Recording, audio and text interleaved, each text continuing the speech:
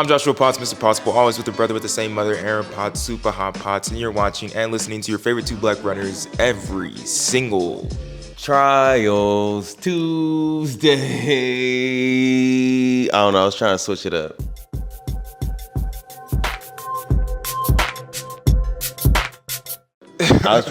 Trying to mix in the. But it's Friday. Yeah, it's Friday, but this is a special episode because we're here at the Olympic Trials. We're chilling in the Hoka House, beautiful. But we're trying to bring a podcast to y'all every single day for the rest of the Olympic Trials. Me and Joshua are spending a lot of our time in the mix zone, talking to athletes. So we want to provide you that perspective of someone just finishing a race, man. Yeah, so this is going to be a little bit different. We've done podcasts like this in the past, specifically going back straight to Arcadia, where we were able to talk to the elite high school athletes asking about what they sacrificed. We're going to do just about the same here at the Olympic Trials for the next 4 days. So for the Olympic Trials, second session, every single day, you're going to get a podcast from two black runners. Let's see how it works out. Essentially, how it's going to work out, we're going to have an interview with just some athletes over every single day. That's going to be a compilation of interviews through the podcast where you can watch on YouTube or you can just listen straight to audio. I think that makes it pretty significant. There's not a lot of interviews that you get from the Mix Zone or the Constant Lounge that are on podcast platforms. So believe it or not, people are going to be doing this soon. But like this is the thing that we want to provide to you this year, just a little bit something different. Also on the back end, we'll give some analysis of just like how the day and experience has been each day. Yeah. Do we want to get into the feel for the day right now, or we want to save that for after the interviews? What do you think, John? Let's talk about just a little bit our expectations going into the day. You feel me? We had a lot of, and then at the end, we'll talk about some of the other races and just break it down a little bit. But what were your expectations going into the first day? Like, actually, this is your first time really in the mix zone since Prefontaine last year. You haven't done a lot of meets, Aaron. So, like, what was your just mindset like, bro? A good question. I mean, I haven't done a lot of meets this year where I've just been in the mix zone interviewing people, but I've been very active when it comes to just interacting with people on a whole. Like I've been doing a ton of events with like the Run Club. I spoke on stage at Hoka's brand conference.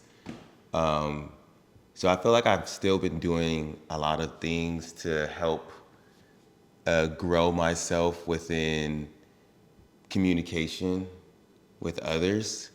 So going into this, like definitely my confidence to speaking to athletes and interview them has risen, and I still feel like my skills have been sharpened. I don't feel like out of shape in that fact. It was just more so the tiring of just being on your feet all day and being hungry, and having to wait so long is like, we're waiting for a long time.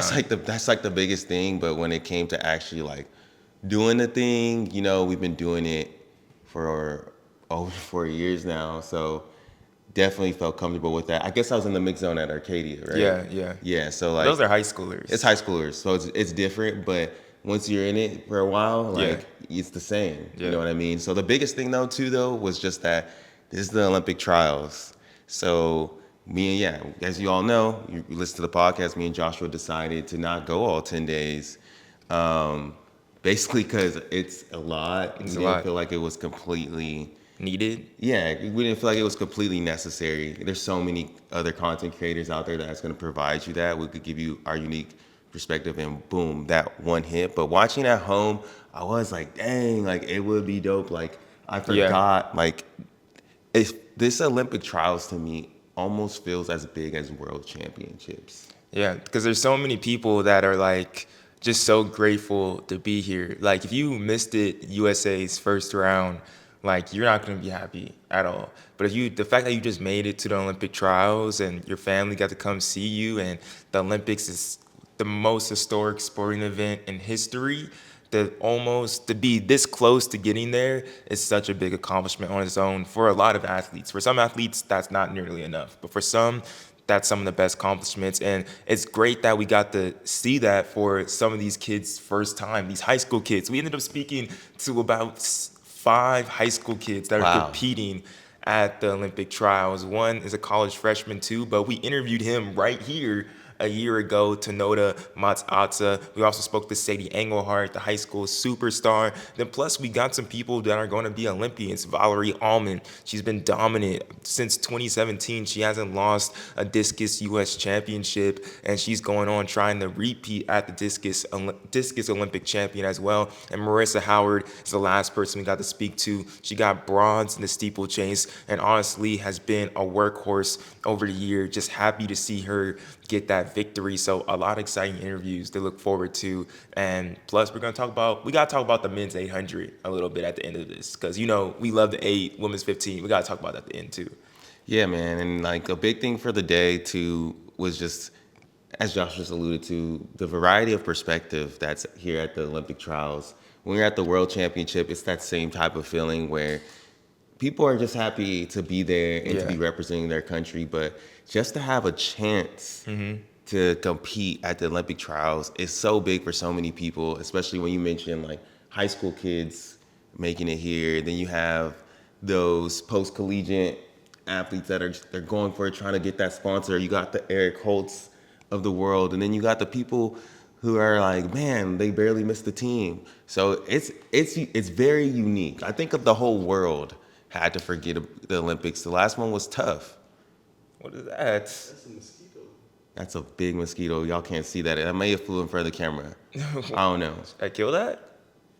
No, let him go. But at the end of the day, yes, it does have a similar feel to Warrior Worlds. So I'm excited for you guys to, get a sneak peek into our world and like what we go through when we're in the mix zone this entire week. And I'm excited for the next day when we do this again, when we run it back. Let's get into it.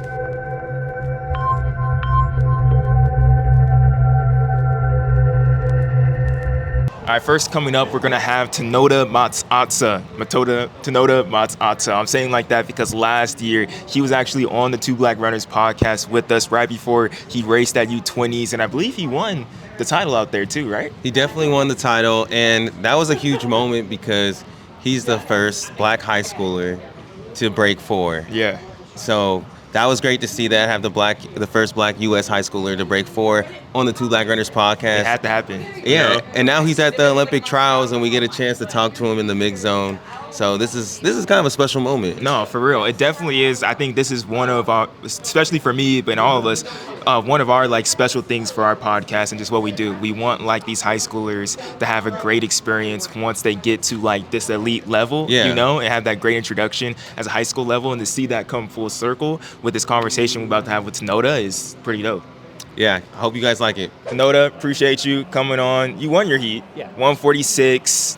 Third heat, you low-key had the first round heat of death, honestly, bro. But the last time you were on here, it was right before USA's, and you're just checking out. You did U20s and everything, and now you went through Georgetown your first year.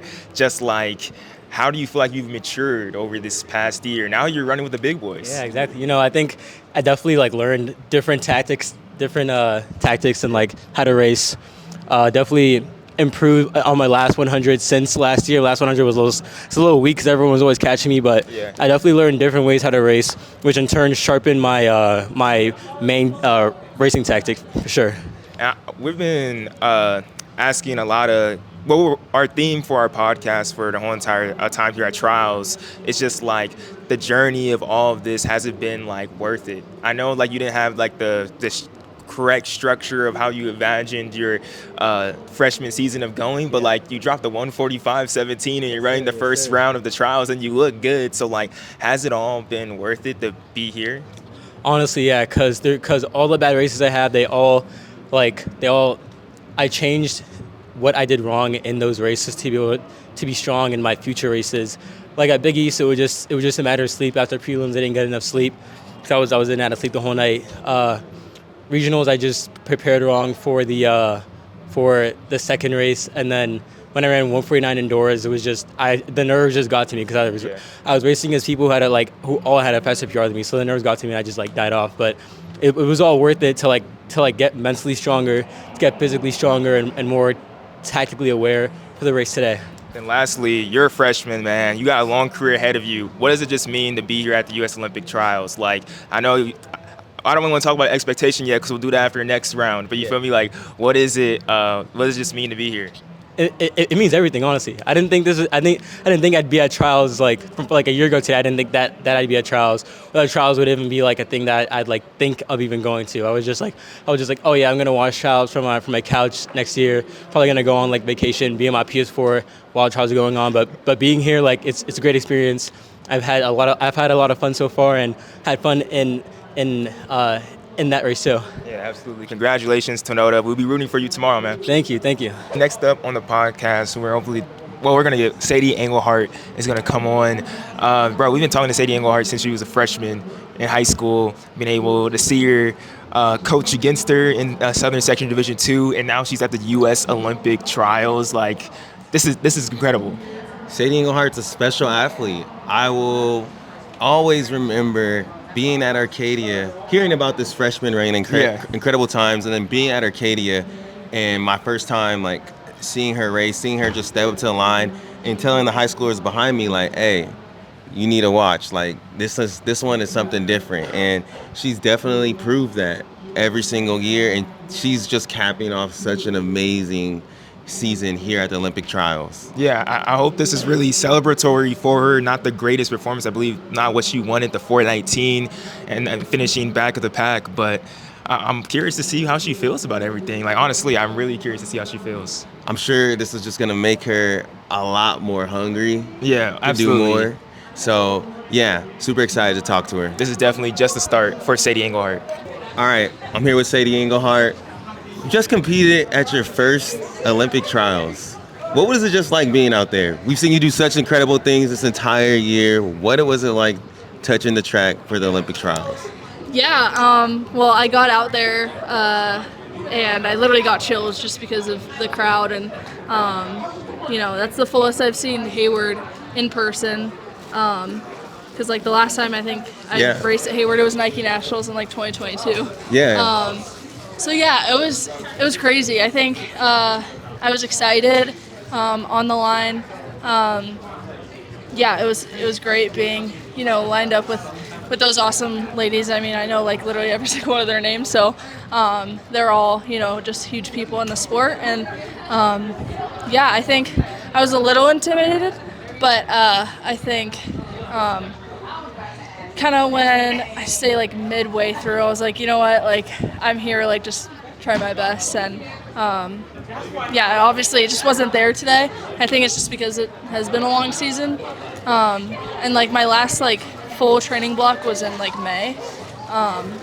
That's I think part of why the performance was not as good, but I'm still happy. This is my goal, literally to just be here. So, the whole season I just wanted to be here. Well, you accomplished that. You became a national record holder this year. And I think it's a full circle moment because at Arcadia, Joshua asked you about sacrifices.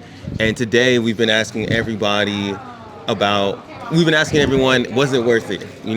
Has it been worth it? Everything you've had to do to get to this moment, the journey. What's your perspective on that? Yeah, I think throughout the season, I don't know. I don't remember really what I said last time, but I know that I have a lot of discipline, and I feel like I do give up certain things to, make my running better or, improve my chances of, obviously, I mean, honestly, it was just getting here. That's, what I was working towards all season.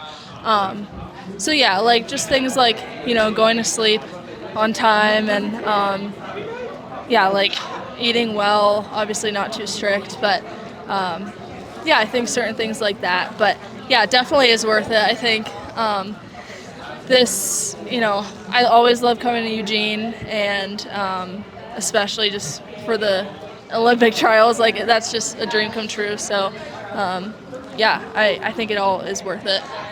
Okay, I'm throwing in a curveball. Oh no.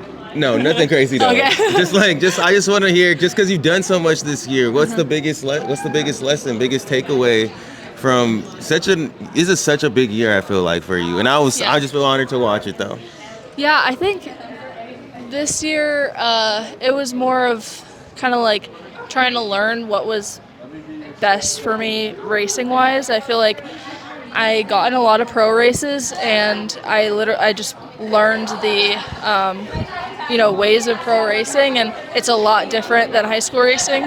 And I think I just became a better racer, and I think that's mainly what I learned, is just how to race at the pro level. Well, we appreciate. I still have more to learn, though. But. Yeah, definitely. We appreciate the time. You always make time for us, so we really thank you for that. Thank you. We hope to continue seeing you in high school next year, too. Yeah. Okay. All right, thank you. Thank you. Next up, we're getting a chance to talk to Elise Cooper. This is a junior in high school. She's out of Maryland. I was interviewing a whole bunch of times at the Armory earlier in the indoor season. Got to see her last when I was out here for knocking out the nationals for U20s. And now she got a big Q in the 200, running 23:05, about 200ths of a second off her PR. And, it's crazy to see this many high schoolers. What do you mean? This is going to be the theme of the episode now. No, for real. I didn't even know who Elise Cooper was before this. And that's another great thing about the Olympic year and the Olympic trials. It introduces you to so many future stars. So, in a couple of years, when you're watching in college, Elise win an NCAA title, or I don't know, maybe next year, we'll see what she does. She got 2 more rounds. I ain't going to count her out yet. Yeah, exactly. But there's just so much talent with these younger kids, and it's just crazy. It's just crazy to see it. No, absolutely. Let's go to that interview. Special athlete that I think we're gonna be talking about for years to come in the 200, possibly the 400 too. I feel like she's more of a 400 runner, but let's get to it. So basically, I have a podcast called Two Black Runners. So you're on the podcast right now, essentially. So Elise Cooper got the big Q. You're a junior in high school, going on to your senior year at the U.S. Olympic Trials. When did you think that was going to be a possibility? Because, when I was interviewing the Armory, I wasn't really thinking, Elise Olympic Trials, but, you're here. Yeah, I mean, I just figured out, kind of recently that my time got accepted. And I was I was just at U20 here. So I had to go all the way back here again. I don't know, it's really exciting to be here. I didn't really think that I'd be here so soon, but this is going to be the first of, a few Olympics. I'm going to show up 28. Yeah. What were the nerves kind of like? Because you were describing kind of like a hectic 2 weeks, you're just here for U20s. What were the nerves kind of like leading up to this race? Definitely nerve-wracking. I mean, I see these people in the NCAA. I see them on my TV. It's just really scary. But, I admire these people. I think it's a really big opportunity for me to run with them, and it's a good experience for me. So, yeah, I'm happy. And definitely a big opportunity to run faster. You ran 23:05. You're close to your PR right there off. You may jump under 23 the next round. What do you think you need to fix on this race to run a little bit faster, or how did you feel about the race just overall? I think it was a good race. I kind of just tried to stay with the people around me. I think for the next round, I kind of want to run the curve more strategically.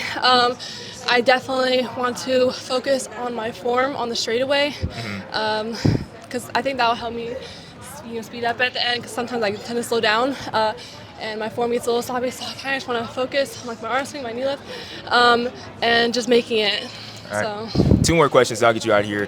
Who was the athlete you've seen that was most almost starstruck you a little bit so far? I'm in the warm-up area, and I see all these crazy people just walking in. I'm like, oh my God. But I don't really know one person in particular. I don't know. I'm definitely a fan of Gabby. I saw her a few times. And Tara, even though she doesn't even Davis, she just has such a great personality. And then I also saw Noah, of course, with all the cameras surrounding him. Oh my God. And Christian Coleman, just the best. Makes sense. Last thing, this is the theme of our podcast for the whole weekend. We're just asking people, for all the sacrifices you've made, all the nervous things, everything, is it worth it to now be here at the U.S. Olympic Trials and compete? Has it been worth it? is definitely worth it. I think all the work I've been putting in throughout the season has kind of led up to this, and obviously like more things in the future. I'm happy where I'm at, and I know I worked for this. I know that, I'm not here for no reason. Yeah. But yeah. Exactly. That's a great mindset to have. Congratulations, Elise. Good luck in the next 2 rounds. Thank you. Next up, coming on the podcast, another high schooler, Aaron, which is crazy. The 300 meter national record holder, Vance Nilsson from Arizona. He's coming on the podcast. He plays 5th. He's 5th right now, currently.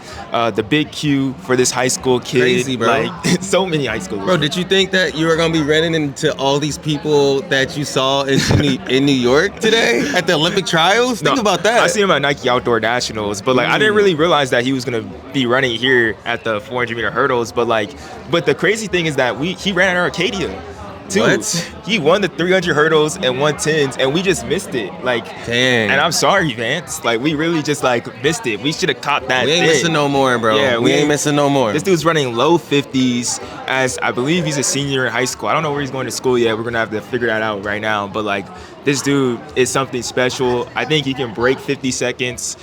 This dude's he's good. He's good. So let's talk to him. Hey, we're here with Vance Nilsson, a name that y'all need to know, out of Arizona, only high schooler, going to Florida in the fall. Yeah. Bro, a PR today, 2nd place, a big Q for you. What are just the emotions of everything, walking through the mixed zones, showing up to the Olympic trials, Hunter Woodhall saying nice job to you a second ago? What's the emotions? Yeah, I'm just, grateful to be here, grateful to be surrounded by all these people, and just excited, No, for real. I got to see you run at Nike Outdoor and U20s. How do you feel like that has set you up for today? You got a PR today, and you look pretty good going into the next 2 rounds. Yeah, I think that was great for me, just a little taste of that competition. Yeah. Set me up well for here, but, now I'm here, got to execute. How did that race feel today, that 50-13? Did that feel hard? Was it easy, or how was it? That felt really good. The first 300, I was pushing pretty hard, but I looked behind me a little bit coming off the curve. I saw I was in a good position. So I wouldn't say I shut it down, but I just took it a little bit easier. Yeah. So the big theme that we're having the whole weekend for our podcast, asking athletes just was it worth it? I know that's a loaded question, but all the sacrifices and everything that you've done throughout it, and now to be at the Olympic trials, first round, 2 more rounds to go, was it all worth it? Yeah. It's weird because I was warming up in the warm-up area, surrounded by all these crazy people, that I've seen before. And I question myself. I'm like, why am I doing this, bro? Why did I choose to do this? But, that's just when I'm nervous. And then after I get the job done, once I'm here, I'm super glad. Yeah. And all the hard work has paid off in the season. So I'd say absolutely it's worth it, yes. There you go. Just what's your thoughts going to the next 2 rounds? Let's leave it there. I was a little bit nervous going into the first round, but after that, I feel confident. I feel good. I feel like my race is finally coming together. So, yeah, I'm going to just, do the best I can and see what happens. All right, rip that Band-Aid off, cool down. Congratulations, bro. Thank you. Appreciate it. We have Ashley Spencer, someone that's been on the world stage since 2013. Is 2013, she won a 4x4 gold. And now, she's battling back from injuries, got a Q. I think it was great talking to Ashley. No, it really was. I think it's cool that we had so many high schoolers on today, but then to talk to someone who's been in this professional life since 2013, there's so much perspective to gain there. And it just speaks to the different type of athletes that you see at the Olympic trials. Yeah. You have the people that have been doing it for a long time, you have the high schoolers, you have the people that are just happy to be there, and the people that are disappointed that they didn't make it onto the Olympic team. So I hope that this whole weekend we could continue to show a wide variety of perspective, but Ashley, very inspirational, and it kind of shows you what the type of character that track and field builds. Exactly. I think you guys are going to like this. All right, I'm here with Ashley Spencer, and me and Joshua, if y'all don't know, Ashley, you've been doing this for a minute now. Yeah. You know what I'm saying? Last time we saw you, I think 2019 was your last major team, but you've been on a couple. You have a gold medal from the Olympics. Was that the 2016 4x4? I got bronze in 2016. My gold's from world champs in 2013. So what was it like coming out here today? I feel like you've been, I don't know exactly what you've been going through, but I feel like you've been battling some things and you've been seeing the rise of the 400 meter hurdles. But you were in it, you've been in it for some time. So what was today like? Today was tough. Today's my first, my second meet of the season. I got a PRP shot back in April. So this is me battling back, trying to get a feel for the race. And today was kind of tough because I had no idea what kind of shape I was in. But although I'm not happy with the place, I'm pretty decent. I'm pretty okay with the time. I know what I got to work on going into the semifinals. So that's just something me and my coach is going to hound in on and get ready for the semi. Yeah, you qualified, so you're going to the next round. Yeah. And basically the theme of our podcast today is, was it worth it? Like, was it worth it, everything that you've had to go through? And I feel like you're the perfect person to give perspective on a question like that. Of course, I always think it's worth it. My love for this sport runs deep. I have a very unhealthy obsession with track and field. I'm willing to do anything for the sport. I'm willing to go through the trenches for it because I just love it so much. And today just showed me that my dedication to the sport, my perseverance, can always bring me to the next level. And I'm hoping the semifinal makes it to the final, and I'm hoping to see y'all in Paris. Well, what keeps you persevering? Like for these younger athlete out here, some of them you raced today that are battling things. What keeps you going through all of that? The love of the sport. I love the crowd. I love the support. I love being a role model. The reason why I went completely natural with my hair in 2018 is because little girls like me who look up to me. I want to show that Indiana has some of the best athletes in the world, and not just in basketball, but also on the track. And just being that type of person that someone who looks like me can look up to, being that example, being that representation just keeps me going. That's a beautiful answer. I don't really got much more. Get your legs up, cool down. We looking forward to seeing you in the final. We're going to speak that into existence. Congratulations on today. Thank you. I appreciate you, Ashley. All right, next we got Valarie Allman coming onto the podcast. If you're watching on video, we're now back into like our original spot. We're now in the mix zone because it got hectic towards the end. It got hectic, you feel me? So we're doing this now. Valarie Allman, amazing performance. She threw 70-73, first place. She's going back to the Olympic Games for the second straight time, trying to defend her title. The crazy thing though, Aaron, is on her first throw, she threw 67 meters. That would have still won her the competition, but she's took all the rest of her 5 throws. Like she said it was practice in the interview. Practice. Not in this interview, but on the field. She said this was basically practice for her, which is crazy. Yeah, it's crazy. She's so dominant, such a great person to talk to, and always has really insightful on like just their career and everything. Retrospective is the best way to put it. But without further ado, Valarie Allman. I got 2 questions for you. Okay. The one being, so 2016, I think you finished like 6th place? Yes. What's and now you're a 2-time U.S. Olympic Trials champion. Yeah. What's the difference? What's the difference in just your approach going into the Olympic Trials now after, man, that was 2016, you know? Yeah, I mean, in 2016, I was still in college, and like at the time, it was so exciting to make it to the Olympic Trials and be like, thinking I had a spot, you know, to try to make the team. But now in hindsight, it takes time to see how your journey is going to unfold. And just with where I was then, that was like the perfect springboard to make me realize like, okay, I really do have a dream of being an Olympian. And then actually pursuing diving all into that. And I think that's like, for me, what it's taken to really achieve my potential is just giving it my best and be willing to go for big, crazy, sometimes scary goals. Yeah. And seeing how that stacks up is just part of the process. No, it's great to see that how like a loss is able to springboard you into such great things. Like you haven't lost since 2018, 2019, 28 or the U.S. Championship. 2018. Yeah, 2017. Okay, that's crazy. That's crazy. All right, You must be old. No, it's wild that was such a long time ago, but it's not that long ago, like to be honest. But last one, this is our theme of our podcast today. We're just talking about like, is it worth it? You know, like what makes, obviously it's worth it. You won a gold medal, you know, but like what makes this one so worth it? You know? if you have like a dream and a passion and you're excited about it, it is worth it to go for it. In 2021, it was the first time that like I was going after this dream, and it was so exciting to be the underdog and working my way up, and like I felt so validated going for that.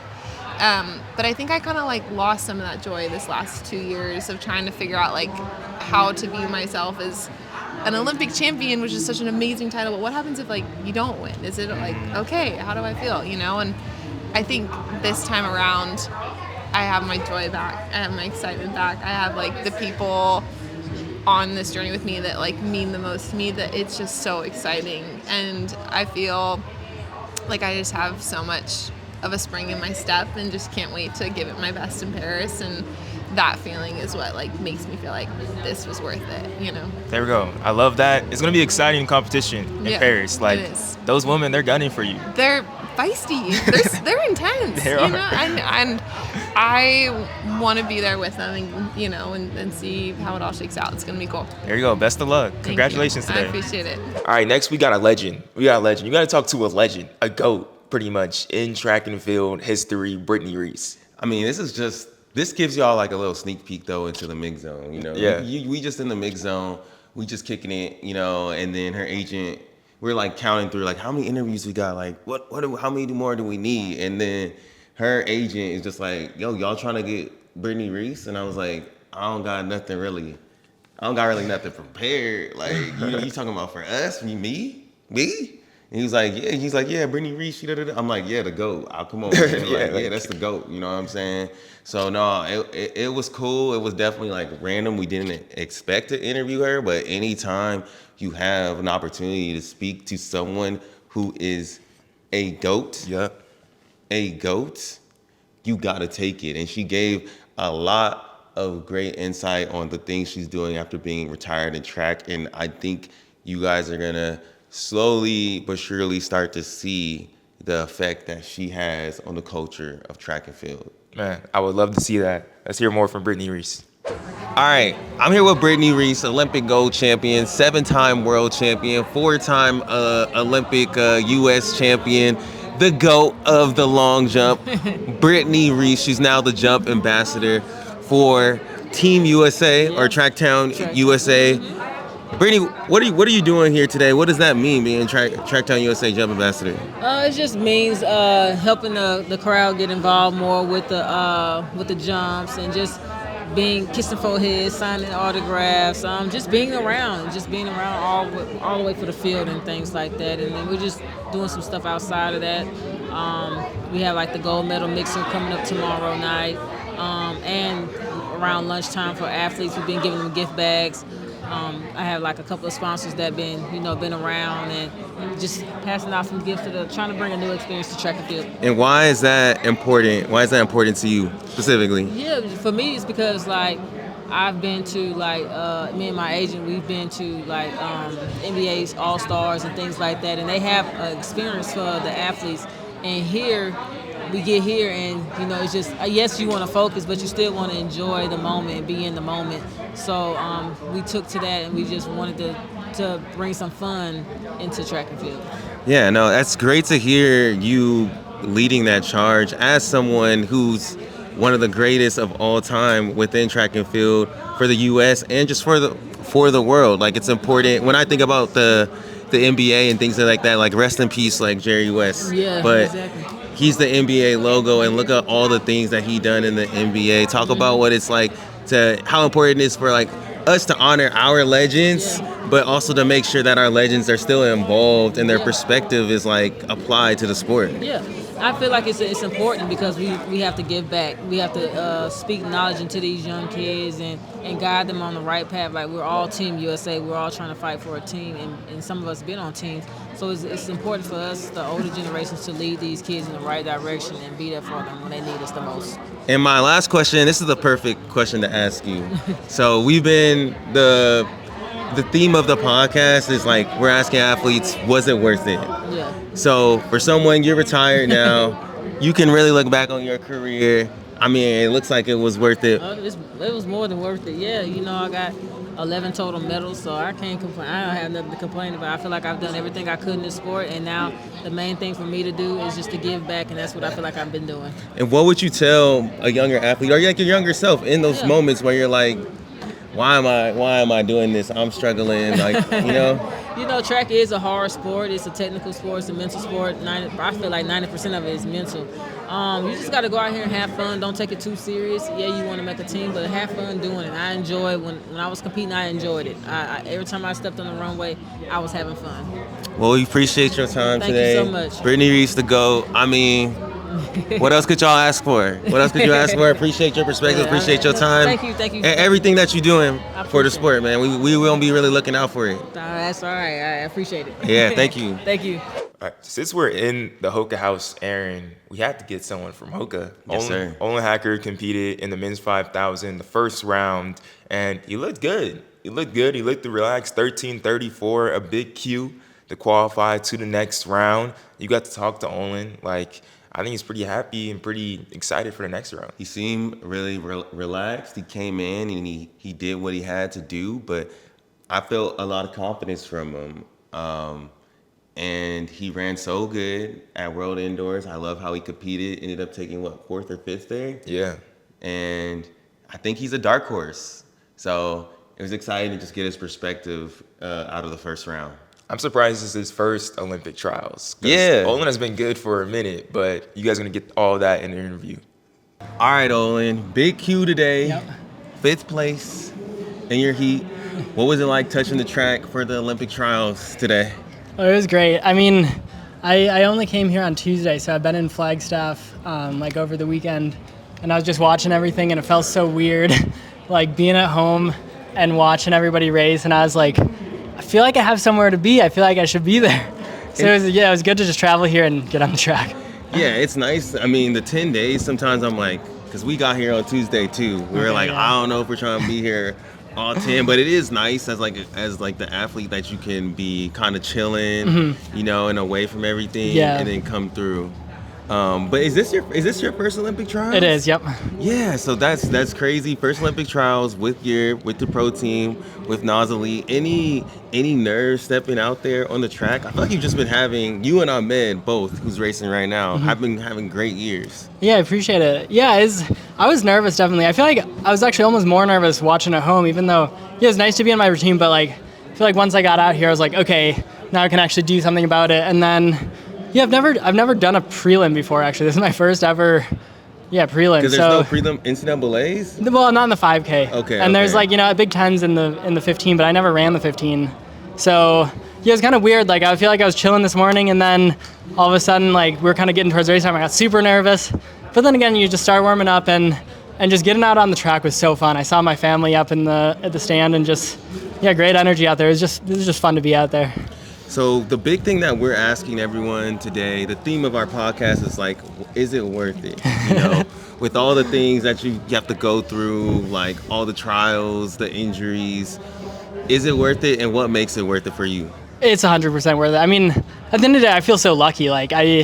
This is exactly where I want to be. And sometimes, sometimes it's hard. And I feel like I was kind of talking to my girlfriend this week, and she gets really nervous to watch me race, and I feel like I was getting nervous, and I was being kind of sassy to her. I was like, this is harder for me than it is for you. Why are you getting so nervous? But then I kind of thought back on it. I was like, I asked for this. This is exactly where I want to be. She kind of got thrown into it a little bit. To her. Exactly. I did this to myself, and I did it to her. Yes. And so I feel like from there, then I was just I've been feeling grateful, and I just remembered this is exactly where I want to be. I don't want to be anywhere else than right here. I love that. It's definitely, when you think about it, just man, this is a gift to be here. Oh yeah, to for be sure. Grateful for it.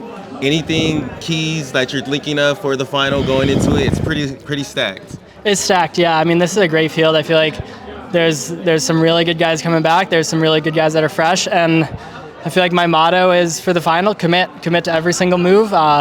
Just commit to putting myself in it and being right there and giving myself the best shot I can.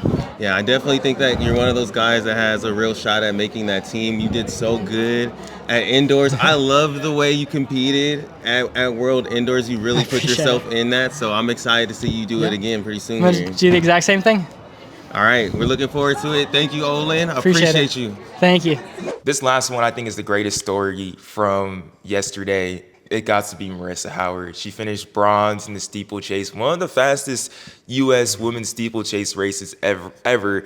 Pretty much everyone in that race PR'd, probably besides like 2 or 3 people. Marissa Howard, she PRs by 15 seconds. It's been a workhorse, blue-collar runner. She just had a kid in 2022, has been 5th place about 3 times. We actually interviewed her at Kansas City Trials of Miles back in the day when she won there. Okay, Kansas City Trials of Miles, that was an epic meet, bro. Like, there's so many people that we run into years later. That's what I'm saying. That are killing it, that were at that meet. Like, what was going on? Everyone that was at that meet was like low-key, but like those are like the true, like those are your favorite runners' favorite runners. You know what I mean? Like, that's exactly what it is. And I think that's exactly who Marissa Howard is. And you're going to want to be rooting for her in Paris. Marissa, congratulations. Thank you. Bronze medal. You're going to Paris. Yeah, I don't think it's set in yet. Yeah. You PR'd by 20 seconds. 15 seconds. 15. Yeah. 15 seconds. Yeah. That's mind-blowing in itself. Yeah. Just what were the emotions of going in the race, and did you know that your PR was so big? Was that even on your mind? Yeah, I had a lot of peace going in today. You know, I'm a believer, I'm a Christian, and just had a lot of people praying for me. And I just felt a lot of peace and just wanted to give my best effort for the Lord, and didn't want to be focused on outcomes at all. We just wanted to be focused on the process and giving my best effort. And today, my best effort landed me on the podium and going to Paris. I love that too, because you being someone that's finished like 5th place, and someone that's, you work hard and like you are running at meets and running everywhere. Just like talk about that as like kind of like as a Christian, and like trying to be like, sometimes you have to settle, you know, just and waiting for your time to come. Just kind of describe like how do you pray for that, because it's weird, because like you want to like, you don't exactly, at times you don't pray for a win. You know. I think as a Christian, you think about like it's all in the Lord's timing, right? You know, He's in control, and so that's what He had destined for today. You know, and I would hope that had that not been what He had for today, that I still would have had, you know, the joy, because my joy comes from Him and not from an outcome. That's beautiful. That's beautiful. Yeah. So our theme of our podcast over the weekend was it worth it? Yeah. You know, and for you, I think it's like, you've been through a lot, and I'm pretty sure there's been a lot of sacrifices. Yeah. Now to be sitting here, bronze, going to Paris 2024, was it all worth it? Yes, 100%. Yes. And even if I didn't make it, it's still worth it. You know, I love this sport, and I've been essentially, I'm sponsored by Tracksmith, but they don't, you know, financially give me any money. They just can't, you know. I know that's not their model. And so, I don't do it for the money. I do it because I wanted to see how good I could be. And that landed me on the podium today. Have you always envisioned yourself being this good? 907 Olympics? Yeah, I thought I could run sub 910. It was just a matter of putting it together. You know, I dreamed about the Olympics when I was little. I was a gymnast. But to have it come to fruition is really, really sweet. There we go. Congratulations, Marissa. We're going to be rooting for you in Paris, and best of luck. Thank you. Thank you.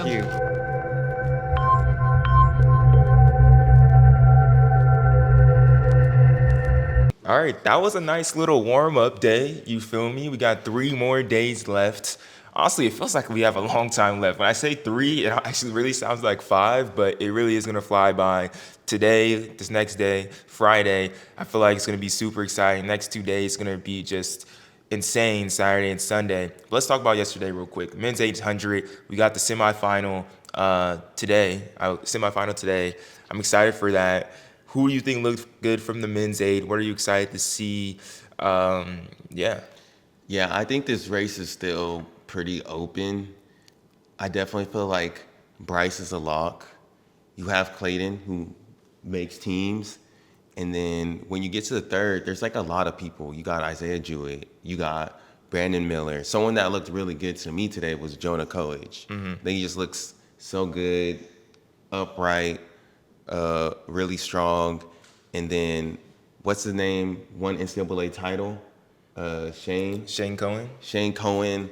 So, and you still have the dude Sam Whitmarsh. Yeah. So this race it's really exciting, and this is gonna be what I'm expecting today in the men's 8 is a very physical races. People not knowing who's gonna take the lead. You know, everyone was running like 147, 146s. I'm predicting we're gonna see, you know, some 145s today, but I think it's gonna be really physical. I wouldn't be surprised if somebody falls. And no, hey, shout out Isaiah Harris. Never forget. That's my boy. You think Hobbs is gonna move on to the final? I mean, he was. The real question is Eric Holt gonna move on, man. You talking about the wrong person, bro. That's what we want to know. I don't know if Eric Holt's gonna move on to the final. I really don't. It would be cool to see him move on to the final. I don't know if he's gonna move on to the final. There's a lot of guys. Even Tinoda in there, and like I think he's gonna be someone that's gonna run 145 low today, you know. But a lot of people can run 145 lows. Who's gonna run 144? But there's gonna be 8 guys qualified 144. I don't know. It'll be an interesting day from that. But also, what was super interesting from yesterday, we gotta talk about the men's and women's 200. Let's start with the women's 200 first. Sha'Carri Richardson had her best start of the entire weekend, jogged 21.98. And after that, I looked at you. I was all like, Gabby Thomas should be a little scared. Nah, Sha'Carri locked in. You should be scared for sure. But I'm not gonna doubt Gabby because Gabby locked in.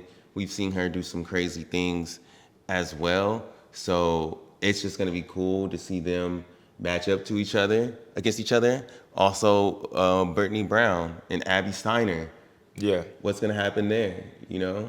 I didn't really get to see Mackenzie Long's race immediately do it, but Mackenzie Long, she's someone too that can definitely. I could see her is potentially on that team. Abby Steiner did run her fastest time of the season. She hasn't ran too much this year, granted, in that first round.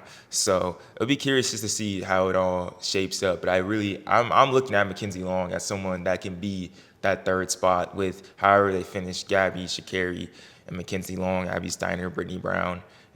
But Brittney Brown can sneakily win it. I don't know. It will have definitely more insight when they run today. Men's 200.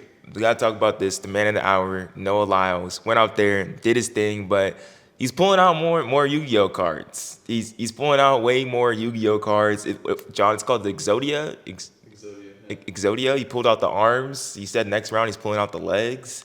We think he's going to pull out all 5 cards. Is this too much? Is this getting? Where would we draw the line, Aaron? That is the true question, bro. Is where do we draw the line? Now, what is this leading up to? Like after you pull out the 5, does that lead up to something else? Like I don't know. I would love to see a Yu-Gi-Oh Adidas collab jersey. I'm not gonna cap. I'm being honest. I was disappointed when he had a briefcase and all that was in there was a card. I thought it was going to be, I get it was the red uniform in there. Yeah. But I thought it was going to be like a Yu-Gi-Oh collab uniform. Maybe there's something bigger that it's leading up to. I don't know. But like at some point, if I was a competitor, I would feel, you know, kind of like, all right, homie boy doing a lot right now. Like, can he go start doing magic tricks?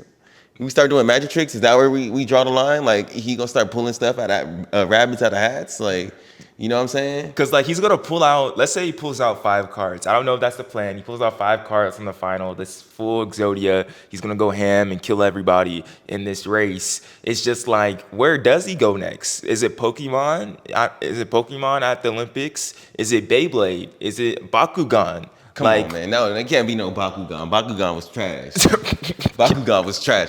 But, hey, if I was a competitor, I would pull out a Digimon card. That's what you should do. Dang. You would throw him off. You pulled out he was like, he doing this thing, and you got a Digimon card. That would be intense. But, it's getting a lot. I don't know. 10 years from now, are we going to see everybody pulling something out? Next year, you're going to see a high schooler pull out a Charizard. Remember where y'all heard that. Next year, you're going to see a high schooler do that. Easy.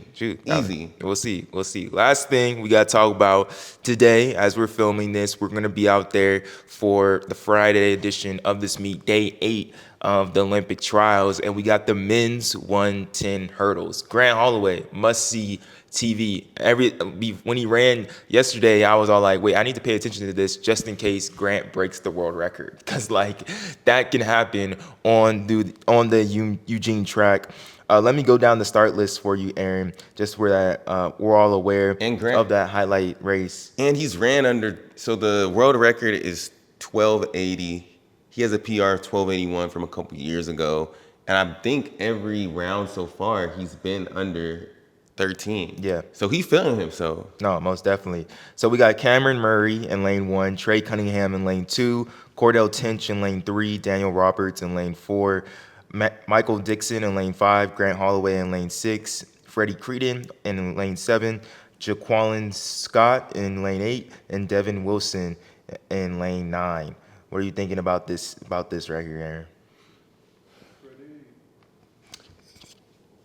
Aaron? I mean, when I look at this, I just think Grant, Trey, and Daniel. I don't know if Cordell is going to break through these guys. I feel like Daniel has been getting better the past 2 years, like getting back to, I don't know, he's not, battling Grant. Yeah. But I feel like he's been just looking better every year. And Trey Cunningham, he just feels like he's coming.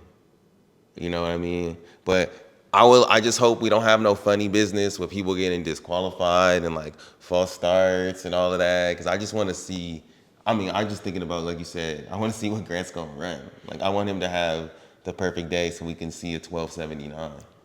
Well, 1279 would be, oh my gosh, that would be insane. In that previous heat, yeah, he ran 1296. Dan Roberts ran a 1311 in that semifinal heat as well. I'm curious to see how Cordell Tinch does. Like, he hasn't been running the best this year. I feel like he didn't perform too good in the long jump as well. So if you could perform better here, and then like you said, Dan Roberts, he's been performing better and better in championships races and has been more consistent. So the team to me still looks like Grant, Daniel Roberts, and Trey Cunningham.